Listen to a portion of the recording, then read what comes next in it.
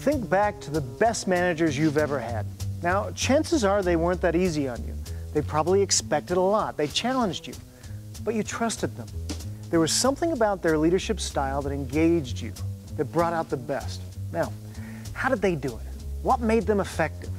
Well, over the last 20 years, I've been chasing down the answers to those questions, studying the managers with the highest customer satisfaction levels, the highest team profitability, the highest employee engagement scores.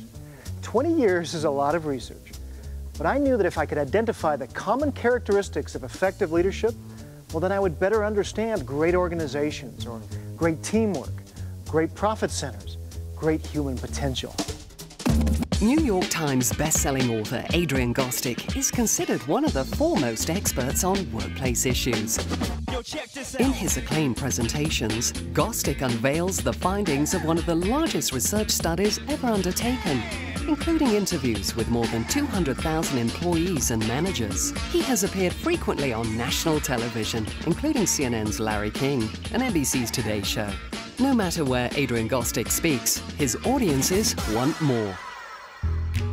You ask managers what they think their #1 things that employees are looking for in their jobs. Pay is always #1, right? Job security, the managers say, is always #2. When you ask employees, they see things like feeling included, feeling in on decisions, being communicated with, and also, obviously, recognition. Do I feel praised when I go above and beyond? Do I feel praised for my contributions to this organization? How many people here have had a lousy boss? Boy, your hand went up real fast over here. Okay, now put your hands down now. Tell me about your lousy boss. Your name is? Diana. Diana, tell me about your lousy boss. What he was she or like? She was a bully who was a control freak. She's not here today, is she? Okay. No. Newsweek calls him a convincing veteran business author. The Economist says his work on leadership abounds with remarkable evidence, and organizations worldwide are calling him an absolute necessity, proving it is possible to increase employee retention and accelerate workplace performance. I have a picture of my mom and dad from the 1950s. They're out camping in the English countryside, and then they're on their motorcycle and sidecar. Now, obviously, my mom and dad didn't make a lot of money. That's the only car they could afford. And in this picture, in the sidecar, my mom has a dog on her lap, and there's a tent on the pillion behind my dad on the motorcycle, and it's raining, but they're happy. Now, my dad, for 25 years, worked at Rolls-Royce. He was a designer of jet airplane engine components. So he was never really a high and mighty person in the Rolls-Royce organization. And I asked him, Dad, obviously, from this motorcycle and sidecar in the picture, they didn't pay you very well at Rolls-Royce. Why would you have stayed there 25 years? And his answer was very interesting to me. He says, first off, Adrian, it wasn't about the money. He says, every day I was excited to go into work because it was very innovative. Managers and engineers were trained to listen to us. They actually went through training in the 1950s to listen to and respect their employees. He says they were also taught to recognize us. If I added something to the drawing, my name would be added to the draft, which went up to senior leadership and to the client. He said there were even days where he would literally throw his fist in the air because he was so excited to go into work. That's what we're talking about when we talk about work culture, employee engagement. Is there a difference in work environments? If I said to you, what's the fun airline to work at? What would you say? Southwest, yeah. Recently, the New York Times did a study where they showed that it is statistically harder to get hired as a $10 an hour baggage handler at Southwest than it is to be accepted into the Harvard School of Business. Statistically, it's harder to work on the tarmac in 120-degree weather in Phoenix, throwing bags for $10 an hour, than it is to get accepted into Harvard.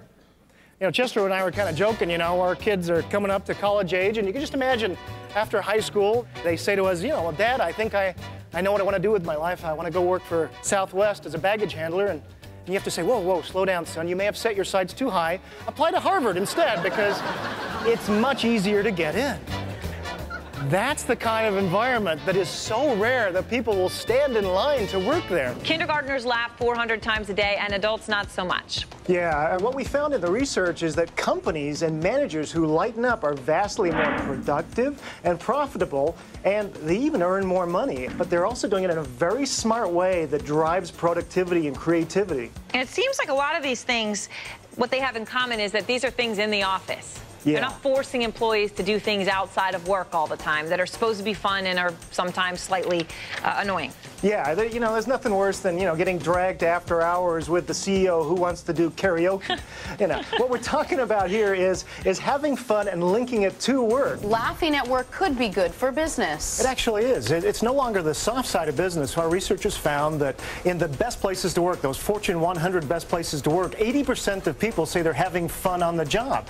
Most people's workplaces, I don't think it's anywhere like 80%. This is the science of leadership. A lot of people think, this is warm and fluffy kind of stuff. This is not kumbaya. This is not, fluffy, soft kind of stuff. But to begin, if each of you would just reach to the person next to you and just give them a little kiss on the cheek. If each of you could do that. No, I'm just kidding. No, don't do that. You were going to do it, weren't you? So let me bring this all together with one example. This is from Norton Healthcare. This is a great healthcare organization in Louisville, Kentucky. They have about 10,000 employees. A few years ago, Norton Audubon Hospital, which is the heart hospital, had an issue. Their food service department had 1% customer satisfaction nationally. So the CEO knew he had to do something, and he brought in a new director. His name was Mike Julson. Within 6 months, Mike took that department from 1% nationally, customer satisfaction, to 99% within 6 months. Now, I asked Mike, I said, how in the world did you do that? And he said, it wasn't me, it was my people. My people made all the difference. They made the change. I said, well, Mike, were they a different team? Were they different people? And he said, no, it was pretty much the same group. I said, Mike, then you probably made a difference. What did you do differently? And Mike said, he says, I just thought my people had been beaten up long enough. And so he says, we changed everything. He says, we praised. We even praised mistakes for a while. We praised when they arrived on time. We praised when they smiled at customers. We just thanked people for their jobs. And we listened to them. We listened to them on menu ideas and ways we could help our patients. My chef in his tall white hat started making rounds to patients and asking how they were doing. It made such a difference that people started showing up on time. They started coming in and caring about the customer experience. We started to have this noble goal of making a difference in patients' lives through their nutrition. He says, and something magical started happening. People started to care. From 1 to 99 in 6 months, all with some very, very simple ideas. When I speak, somebody listens. And when I do something great, I'm praised and I'm recognized. That was the magic. And great things happen. He's called by many the world authority on employee engagement and recognition. Adrian Gostick will change the way you lead and inspire your people. Is there potential locked within your workforce or within yourself? What we've learned about employee engagement will change the way you do business, and we're going to have some fun doing it.